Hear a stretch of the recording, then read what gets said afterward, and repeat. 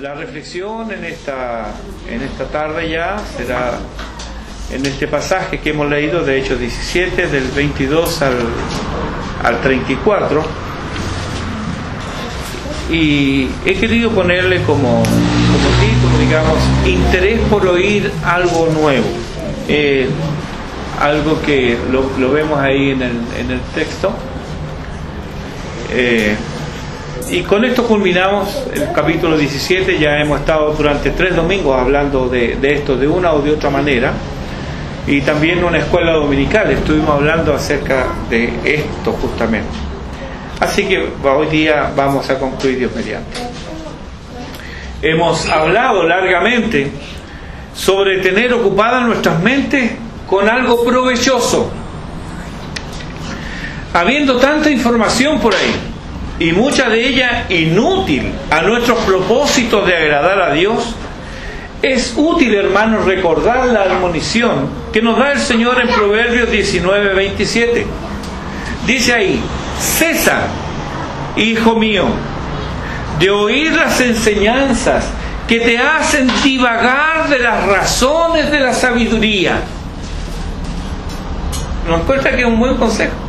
Cesa, hijo mío. O sea, quiere decir que hay veces que nos vemos tan metidos en cosas que realmente no edifican y nos hacen divagar, nos hacen pensar distintas cosas y elucubrar, y dejamos de lado la clara enseñanza de la palabra del Señor, donde tenemos no solamente guía, sino que también tenemos alimento para nuestras almas. Alimento y guía. Ahora, hay ciertamente una diferencia en cuanto a ocuparse de estas cosas entre el creyente y el que no lo es. Convengamos que hay intereses distintos. Romanos 8, versículos 5 y 6 nos dice claramente, dice: porque los que son de la carne piensan en las cosas de la carne. Esto es la naturaleza pecaminosa, el hombre natural, el que no ha nacido de nuevo. Él piensa solo en lo terrenal, piensa en sacar esa pequeña ventaja o gran ventaja, piensa en el aquí, en el ahora, en el hoy. Ese es todo su pensamiento. Los que son de la carne piensan en las cosas de la carne, pero los que son del Espíritu, en las cosas del Espíritu. Y dice Pablo: porque el ocuparse de la carne es muerte, pero el ocuparse del Espíritu es vida y paz. Ahora bien, teniendo intereses tan opuestos, ¿cómo, hermanos, interesar al no creyente en lo que realmente importa? Porque los intereses son distintos. Entonces, ¿cómo lo vamos a interesar? Esto es parte de nuestra misión, de ir y predicar el Evangelio. Y muchas veces vamos a tener que hacerlo a personas que o no quieren oír, o tienen, o lo que es muy normal hoy día, sobre todo en América Latina, tienen un concepto muy distorsionado de lo que es el Evangelio. Entonces ellos ya no quieren oír. Pero no por eso vamos a dejar de ir. Tenemos que ir. ¿Cómo interesarlos entonces?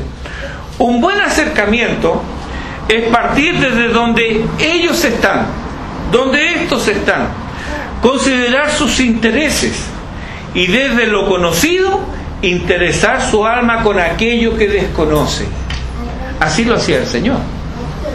El Señor, cuando anduvo en esta tierra, se dirigió a sus oyentes y le habló acerca de cosas que ellos veían todos los días. El sembrador salió a sembrar. Ellos habían visto eso. De lo conocido le habló, partió de lo conocido para hablarle de los que ellos desconocían. Algo así también es lo que debemos hacer nosotros. Eso es lo que Pablo hace aquí en este pasaje. Él responde con honestidad la inquietud que ellos tienen, los atenienses, y se expresa en el versículo 20.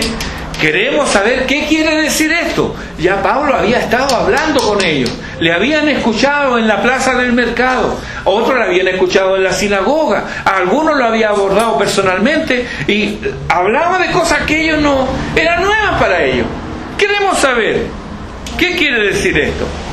Y entonces él aquí también se aprovecha del deseo imperante por oír cosas nuevas, nos dice el versículo 21, ¿verdad? Porque todos los atenienses y los extranjeros residentes allí en ninguna otra cosa se interesaban sino en decir o en oír algo nuevo. Mire usted. Entonces aquí Pablo aprovecha esto. Él se introduce al tema en los versículos 22 y 23. Hay una introducción a este discurso. Lo desarrolla luego su tema en los versículos 24 al 28 y concluye con la aplicación en los versículos 29 al 31. Ahora, los resultados de este improvisado sermón o de este discurso, como quiera llamarse, lo tenemos en los versículos 32 al 34. Si lo comparamos con otros sermones que tenemos aquí en Hechos, por ejemplo el de Pedro, ¿cierto? Vemos que cuando él predica, ¿cuántos se convierten la primera vez? ¿Se acuerdan? ¿Cuánto?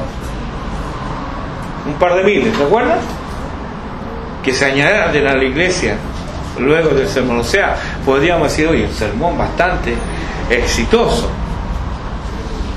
Pero si vemos aquí a Pablo, y donde son nombrados 2 personas, y algunos más, podemos suponer de que fueron poquitos. Entonces, si comparamos los números por los números, diríamos, oye, Pablo, un fracaso. Pedro, o sea, el predicar la gente se convertía, pero a montones. Pero Pablo no, se convertía en 2, 3 nomás. En Filipo también, se convertía un poco al principio de su ministerio. Pero Dios no mide las cosas de esa manera. Él no está interesado en los números. Él está interesado en nuestros corazones. Eso es más importante.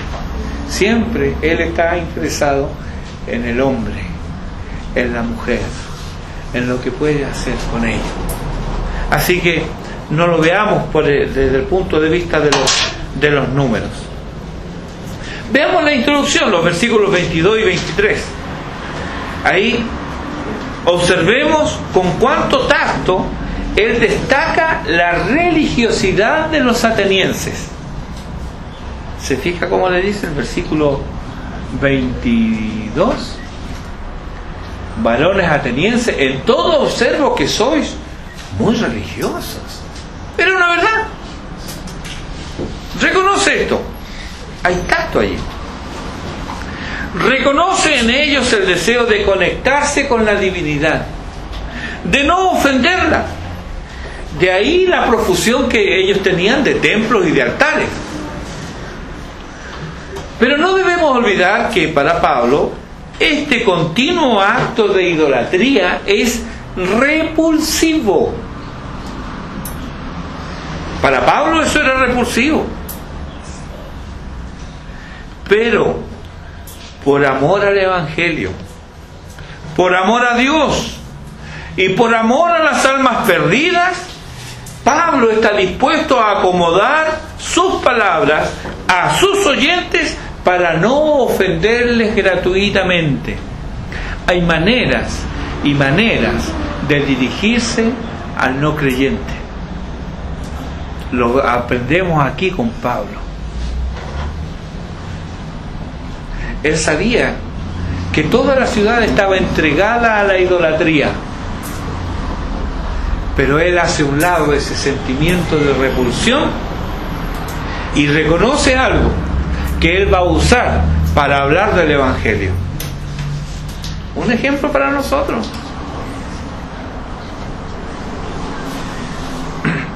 Él se expresa en Primera a los Corintios, capítulo 9, versículo 22. Ahí podemos tener la razón de ser del ministerio de Pablo. Él dice: me he hecho débil a los débiles para ganar a los débiles. A todos me he hecho de todo para que de todos modos salve a algunos. Ahora hay que tener cuidado con esto, porque hay personas que han tomado estos versículos y lo sacan fuera de contexto, y lo que hacen es camuflarse con el no creyente y participar de tal manera con ellos que ya el testimonio se arruina completamente.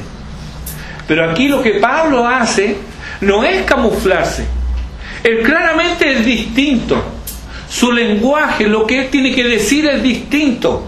Pero él lo dice de tal manera de que no ofenda gratuitamente al que está escuchando. Pero no por eso va a diluir el Evangelio. Lo veremos aquí. Lo veremos. Para que de todos modos salve alguno. El propósito principal de la presentación del Evangelio y de lo que él predica es presentar la gloria de Dios, darlo a conocer como Dios quiere ser conocido. Hace algunos domingos atrás dijimos cómo. ¿Recuerda cómo Dios se revela a Moisés? ¿Cómo él quiere ser conocido? Como un Dios grande, como un Dios temible, como un Dios lleno de misericordia, pero también que ama el juicio, que ama la rectitud. Ambas cosas van de la mano. No solamente un Dios de amor, sino que también un Dios de santidad. Ambas cosas van de la mano. Él quiere ser reconocido así.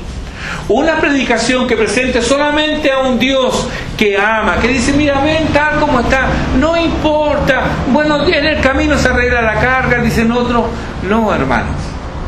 Dios nos llama tal como estamos, claro que sí, pero ante Él, ante la cruz, debemos dejar nuestras cargas. Y Dios nos manda, como veremos ahora, a arrepentirnos. A todos, no a algunos, a todos. Entonces, el propósito es salvar a algunos. Pablo no busca presentarse como campeón de la ortodoxia. O sea, imagínense que hubiera partido, como ustedes no saben, atenienses ignorantes, que hay un solo Dios y que esto es idolatría y que Dios la detesta y que es abominación a sus ojos. ¿Cuántos atenienses hubieran estado dispuestos a seguirlo escuchando? Ni uno. Ni uno. Por ello, ir a una persona y meterle el dedo en la llaga justamente en aquello en lo cual él sabe que está mal, o a lo mejor no lo sabe porque lo ignora. Hermano, eso no es correcto. Como dice Pablo, nosotros predicamos a Cristo y a este crucificado. Debemos buscar presentar la gloria de Dios y sus demandas. Él no busca presentarse como un campeón de la ortodoxia, pero tampoco busca ganar un supuesto debate. Hay personas que a veces vienen a uno y dicen, pastor, ¿qué le puedo decir? Porque mire que hay un testigo de Jehová y me dice esto y esto y esto, y yo, ¿qué le puedo decir? Eso no es correcto. No es correcto. Usted, claro, debe argumentar, por supuesto que sí. Pero preocúpese primero de presentar el Evangelio. Preocúpese de eso. Él no busca ganar un supuesto debate. Él busca presentar el Evangelio a aquellos que sinceramente buscan. Porque no nos olvidemos, dentro de un mar de gente hay algunos que buscan. Hay algunos que están perdidos y están buscando una salida. A ellos debemos ir, por amor a ellos debemos hablar de Cristo. Buscan sinceramente. Pablo lo que quiere es alimentar el alma hambrienta y dar agua de vida al sediento. Porque esos, y ahora, son los días profetizados por Amós. En el capítulo 8 del profeta, versículos 11 y 12, dice: he aquí vienen días, dice Jehová el Señor, en los cuales enviaré hambre a la tierra, no hambre de pan ni sed de agua, sino de oír la palabra de Jehová. Pero continúa diciendo el profeta: e irán errantes de mar a mar. Él está en Palestina. De mar a mar significa desde el mar de Galilea hasta el mar Mediterráneo, o sea, cubriendo todo ese espacio. Van a ir de aquí para allá, de mar a mar, y del norte al oriente. Discurrirán buscando palabra de Jehová y no la hallarán.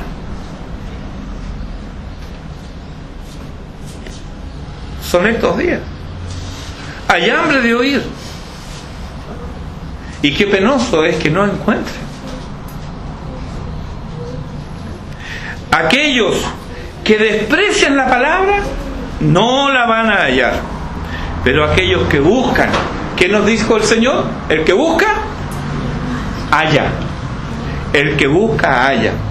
La sabiduría del mundo había alejado a los atenienses del conocimiento del Dios verdadero y los había sumido en la ignorancia. Pero aquí estaba este rabino desconocido, con una sabiduría extraña a sus oídos y hablándole con certeza y seguridad de aquello que ellos desconocen. Y Pablo le dice: al que ustedes adoran sin conocerle, a ese es al que yo conozco, y yo quiero hablarles de él. Mire qué inteligente. Ustedes lo adoran sin conocerlo.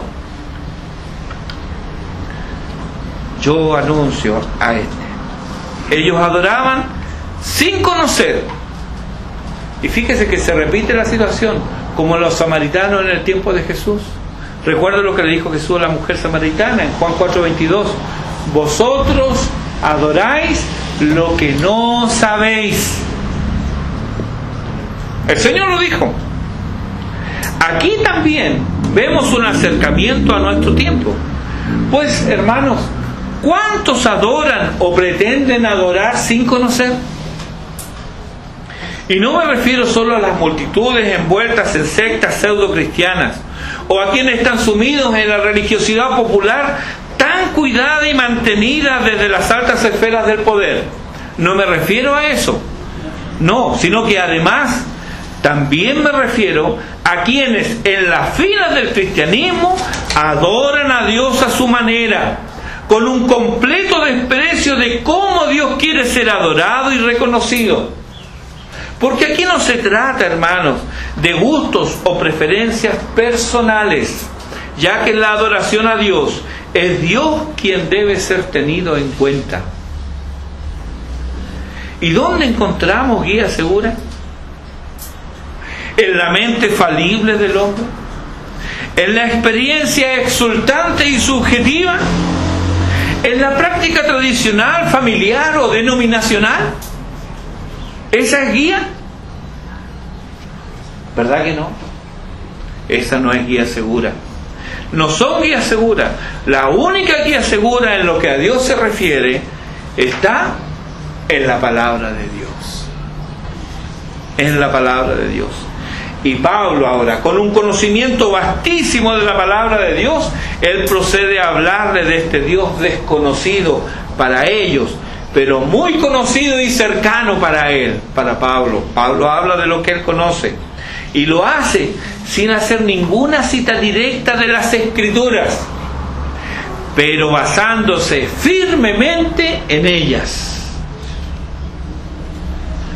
Pasa así a argumentar, a presentar a este Dios que no se esconde, a este Dios que se revela en sus obras. Él, dice Pablo, el Dios que ustedes no conocen, es el Dios creador del universo. Este mundo no se hizo a sí mismo, no es eterno, no surgió de una combinación casual de átomos como sostenían los epicúreos, pero tampoco este mundo es Dios o una emanación de Él como enseñaban los estoicos. Dios y la creación están en categorías diferentes y no podemos, al modo panteísta, confundir la creación dándole categoría divina como hoy pretenden los seguidores de la nueva era y algunos perdidos que le confieren divinidad y autosuficiencia a la naturaleza como si ella existiera por sí sola. No, dice Pablo, Dios es el creador del universo y siendo como es creador de todas las cosas, no habita en templos hechos por manos humanas.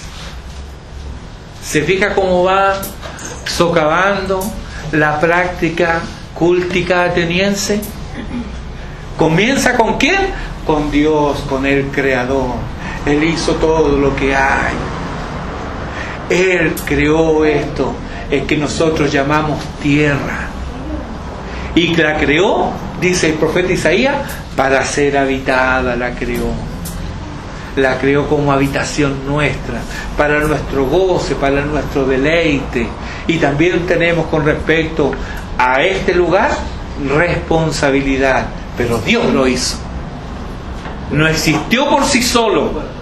No tiene vida en sí mismo. Dios la sustenta y la cuida, como sustenta y cuida toda su creación. Ellos están en categorías diferentes. Por lo tanto, ¿cómo el Dios que hace todas las cosas va a habitar en un templo? Ya es el primer golpe a la lógica, a la inteligencia del hombre. Salomón, pese a recibir el encargo de edificar el templo de Dios en Jerusalén, él lo tenía muy claro. Y él dice en 2 de Crónicas capítulo 6 versículo 18: ¿es verdad que Dios habitará con el hombre en la tierra? Eso se pregunta Salomón. ¿Es verdad que Dios habitará con el hombre en la tierra? He aquí, dice, los cielos y los cielos de los cielos no te pueden contener, cuanto menos esta casa que he edificado. Él sabía que ese no era el lugar de la habitación de Dios. Sería bueno que lo recordaran algunos hermanos nuestros que piensan que Dios está restringido a las 4 paredes del templo donde se reúnen. Y cuidado que alguno de nosotros puede pensar así también. Uno dice, pero ¿cómo va a pensar así? ¿Y qué es eso de que en este lugar tiene un comportamiento y afuera de este lugar tiene otro? Pero es lo mismo. Dios está relegado y confinado a estas 4 paredes. No, hermano, ese es un pensamiento pagano. Pero Salomón se pregunta, ¿es verdad esto? Salomón, el hombre más sabio que ha pisado la tierra jamás después del Hijo de Dios, ignoraba que sí, que es verdad que Dios ha condescendido a habitar con el hombre en la tierra, pero no en el templo, porque el templo apuntaba a alguien mayor que el templo. ¿A quién apuntaba? A Jesucristo. Él lo dijo, uno mayor que el templo está aquí. El templo apuntaba a Cristo Jesús, a Jesucristo. Siendo Dios el creador del universo, dice Pablo, es Él quien sustenta la vida. Versículo 25. Él es quien da a todos vida y aliento y todas las cosas. Somos nosotros, dice Pablo, quienes necesitamos de Él. Dios no necesita nada de nosotros. Nosotros dependemos de Dios. Dios no depende de nosotros. Es Dios quien crea al hombre. Lo hace, nos dice Salmo 8, un poco menor que los ángeles, pero lo cuida y preserva como creación especial que es. Es Dios quien gobierna las naciones, versículo 26, dice, para que habiten sobre toda la faz de la tierra, y les ha prefijado el orden de los tiempos y los límites de su habitación. Esto habla de gobierno. Y Romanos capítulo 13, versículo 1 nos dice que no hay autoridad sino de parte de Dios, y las que hay por Dios han sido establecidas. El hombre ejerce ese poder y autoridad como autoridad delegada, y por lo mismo es responsable de hacer el bien con el poder que Dios le da. Al igual que los padres que se desentienden de sus hijos o abusan de ellos, los gobernantes también rendirán cuenta por sus actos. Inclusive, en algunos lugares se estila que el presidente, cuando jura, dice: si no cumpliere con mi deber, que Dios y la patria me lo demanden. La patria a veces se olvida y no le demanda nada, pero Dios aunque ellos no lo prometan, Dios los hace responsables. Porque están usando una autoridad que Dios les da. Así que algunos pasaron por esta vida y no dieron cuenta de sus actos. Hicieron barbaridades. Pero viene el día en el cual van a comparecer ante el juez justo. Y yo no quiero estar en sus zapatos. Es más, dice Pablo, Dios no solo gobierna las naciones, sino que Él es el Padre de todos los seres humanos. Versículo 26. Y de una sangre ha hecho todo el linaje de los hombres. Esto es revolucionario. Negros y amarillos, tostados y blancos, altos y bajos, gordos y flacos, con más o menos pelo. Todos somos hermanos por creación y tenemos en Dios a nuestro Creador. Job capítulo 10 versículo 8 lo dice, y lo mismo afirma David en el Salmo 119 versículo 73. Tus manos me hicieron y me formaron. En este sentido, Él es nuestro Padre, Él es nuestro Hacedor. El Salmo 139, versículos 13 al 16 dice: porque tú formaste mis entrañas, tú me hiciste en el vientre de mi madre, te alabaré, porque formidables, maravillosas son tus obras. Estoy maravillado y mi alma lo sabe muy bien. No fue encubierto de ti mi cuerpo, bien que en oculto fui formado y entretejido en lo más profundo de la tierra. Mi embrión vieron tus ojos, y en tu libro estaban escritas todas aquellas cosas que fueron luego formadas, sin faltar una de ellas. No sé usted, pero cuando yo vi a mis hijos, la primera vez que los vi, cuando ya nacieron, le veía sus manitos, los piececitos, sus deditos. ¡Qué maravilla! Recuerdo que estuve en el parto de mi hija menor. ¡Qué emoción, hermanos! Yo lloraba no solo de la emoción de ver esto, sino porque vino a mi mente este pasaje de las Escrituras. En tu libro estaban escritas todas aquellas cosas que fueron luego formadas, sin faltar una de ellas. Ningún hijo es un accidente. Tal vez no esté en nuestro pensamiento, pero están en la mente de Dios. Y son una bendición. Nos recuerdan a nosotros que somos criaturas finitas y dependientes. Porque hasta que no tuve hijos, como que no entendí eso. Como que de repente me consideraba que era inmortal. Pero cuando vi a ese ser pequeñito, necesitado, pero lleno de vida, entendí que ese también era yo. Y que tal como ese niño necesita a su madre y a su padre, también yo necesito a mi Dios. Él es quien me sustenta, Él es mi hacedor.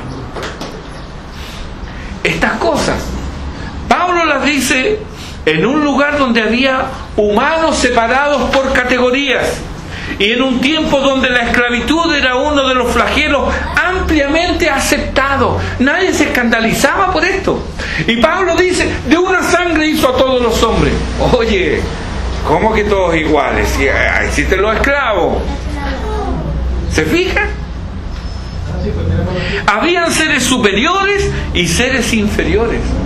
¿Cómo habrá sonado a los oídos atenienses esta nueva verdad para ellos? Recuerden, ellos se deleitaban en escuchar cosas nuevas. ¿Cómo le habrá sonado esto? Dios, el Padre de todos, todos hermanos. Este está loco. ¿Cómo vamos a ser todos hermanos? Y esto lo dice en un tiempo donde las 3/5 partes de la humanidad era esclava. Y gracias a ello, Los atenienses entonces podían dedicarse al ocio y al pensar despreocupado. El trabajo manual era mal visto. El trabajo manual era trabajo de esclavos. Un poco de eso cae en el catolicismo temprano y finalmente perdura hasta nuestros días, donde quienes se dedican a la contemplación y al estudio son considerados teniendo una vida superior a aquel pobre obrero o hasta el ingeniero que hace cosas con sus manos. La Reforma cambió eso. Pero no porque la Reforma trajo esta nueva idea, sino porque fiel a la Escritura dio dignidad al trabajo. No la Reforma, Dios se la da. Dios se la da. Dios honra al hombre y lo honra y le da habilidades y talentos para desarrollarse. Ahora, esto que Pablo está diciendo, podían ellos haber dicho, bueno, estas son ideas de allá de Palestina, tal vez este rabino, este predicador le ha dado mucho el sol y le ha afectado el cerebro. ¿Cómo no va a venir a decir que somos todos iguales, que somos todos hermanos? ¿Cómo no va a decir eso? Pero Pablo no estaba solo en este predicamento, porque otros palparon, percibieron esta verdad, aunque se les mostraba oscurecida, obviamente, por el pecado.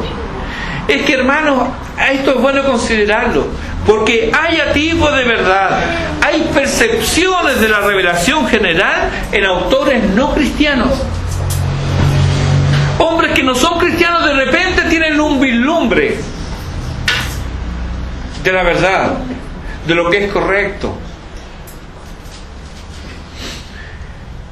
Y Pablo cita a dos de sus clásicos. En el versículo 28 dice: en él vivimos y nos movemos y somos. Esta es una cita directa de Epiménides de Cnosos en Creta del siglo VI antes de Cristo. Siglo VI antes de Cristo. Pablo la conocía. También cita a Arato de Cilicia, este hombre del siglo III antes de Cristo. Podríamos decir que es paisano de Pablo porque es de la misma región. Y cuando en el versículo 28 dice: porque linaje suyo somos. Si somos semejantes a Dios, estas son las conclusiones que Pablo está sacando. ¿Cómo es posible que el hombre conciba la divinidad como imagen, sea esta de oro, plata o piedra? ¿Cómo pues que puede una escultura representar a Dios? El hombre vive, respira, se alegra, sufre. ¿Y la escultura? ¿Y la imagen? ¿Y eso es Dios? Isaías 45:20 dice: no tienen conocimiento aquellos que erigen el madero de su ídolo y los que ruegan a un Dios que no salva. Dios constantemente reprende al hombre su extravío. Es que, hermanos, no es lógico ni inteligente darle la espalda al Creador y volverse a la criatura. Isaías 46, los versículos 5 al 7, está Dios hablando y dice: ¿a quién me asemejáis y me igualáis y me comparáis para que seamos semejantes? Sacan oro de la bolsa y pesan plata con balanzas, alquilan un platero para hacer un dios de ellos, se postran y adoran, se lo echan sobre los hombros, lo llevan y lo colocan en su lugar. Allí se está y no se mueve de su sitio. Le gritan y tampoco responde ni libra de la tribulación. Miren, parece que Isaías estuviera viendo una procesión de nuestros días. Isaías 44, versículos 12 al 17, describe, mire cómo grafica este error, esta equivocación. El herrero toma la tenaza, trabaja en las ascuas, le da forma con los martillos y trabaja en ello con la fuerza de su brazo. Luego tiene hambre y le faltan las fuerzas, no bebe agua y se desmaya. El carpintero tiende la regla, lo señala con almagre, lo labra con los cepillos, le da figura con el compás, lo hace en forma de varón, a semejanza de hombre hermoso, para tenerlo en casa. Corta cedros y toma ciprés y encina que crecen entre los árboles del bosque. Planta pino que se críe con la lluvia. De él se sirve luego el hombre para quemar y toma de ellos para calentarse. Enciende también el horno y cuece panes. Hace además un dios y lo adora. Fabrica un ídolo y se arrodilla delante de él. Parte del leño quema en el fuego. Con parte de él come carne, prepara un asado y se sacia. De acuerdo con eso. Después se calienta y dice: oh, me he calentado, he visto el fuego. Y hace del sobrante, y aquí está lo loco, hace del sobrante un dios, se postra delante de él, lo adora y le ruega diciéndole: líbrame, porque mi Dios eres tú. ¿Hay lógica aquí? ¿Es lógico esto? ¿Hay demostración de inteligencia aquí?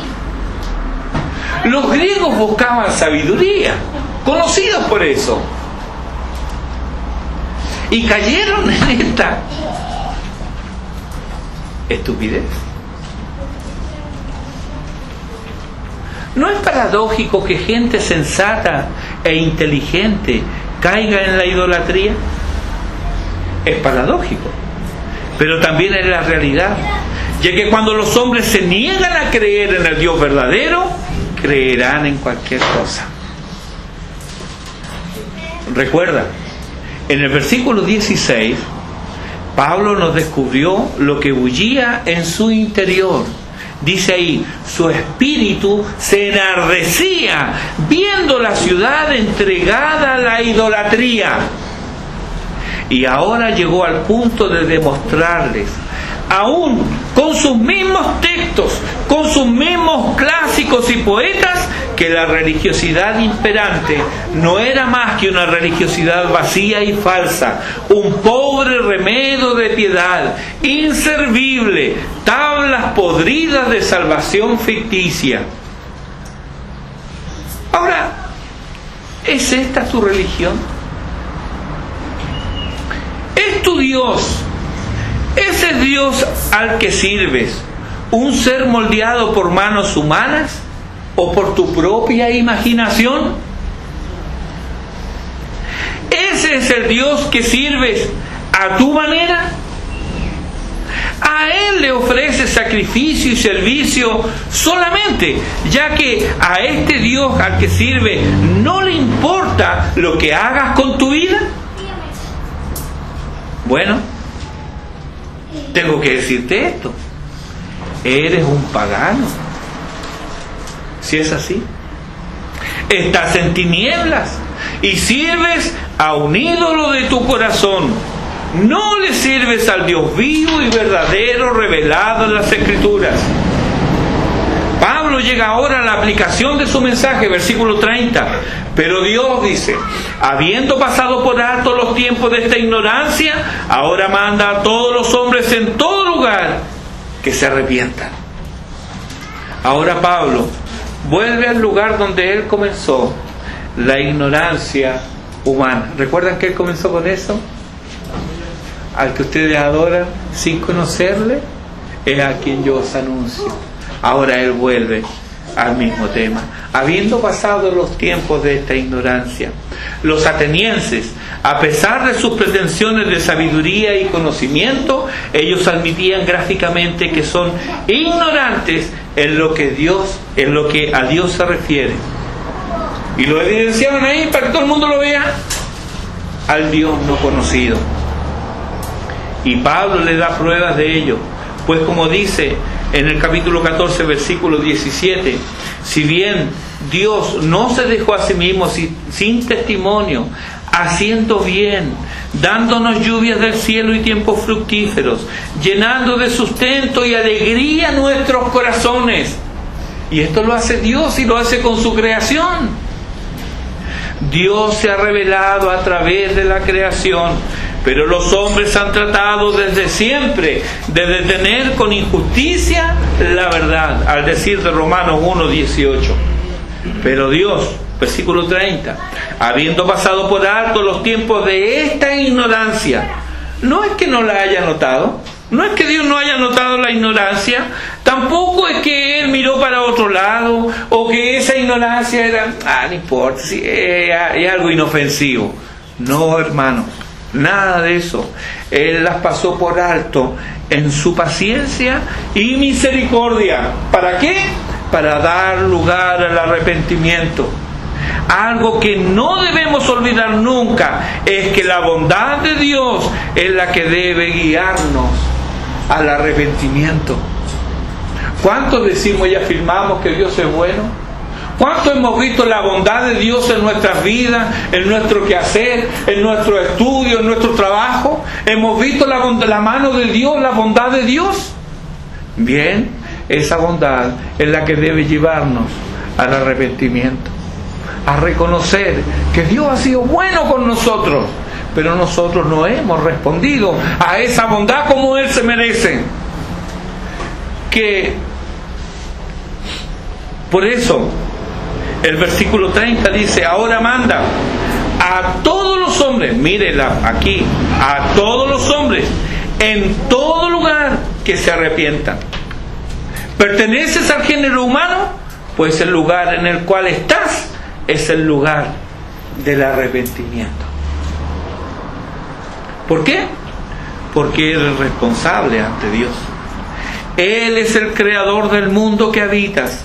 Lo preparó para ti, te sustenta y te cuida. Te puso en un hogar, te dio unos padres, te provee de leyes y gobierno para que vivas quieta y reposadamente. Porque las excepciones de gobernabilidad solo confirman el fracaso del hombre que hace a un lado a Dios de su vida. Él es el Padre del género humano y por su lazo filial hermana a todos los hombres. Por lo tanto, somos responsables ante Él. ¿Qué hemos hecho con sus dones? ¿Qué hemos hecho con Él? Todo esto Dios lo juzgará. Él es el juez del mundo. Versículo 31. Ha establecido un día en el cual juzgará al mundo con justicia. Su juicio será universal. Nada ni nadie escapará de su juicio. Su juicio será justo. No podrás justificar tu maldad ni racionalizar tu injusticia. Su juicio será definitivo. Ese día viene y Dios ya ha revelado la identidad del juez. Hechos 10:42. Y nos mandó, dice Pedro hablando de Jesús, que predicásemos al pueblo y testificásemos que Él, Jesús, es el que Dios ha puesto por juez de vivos y muertos.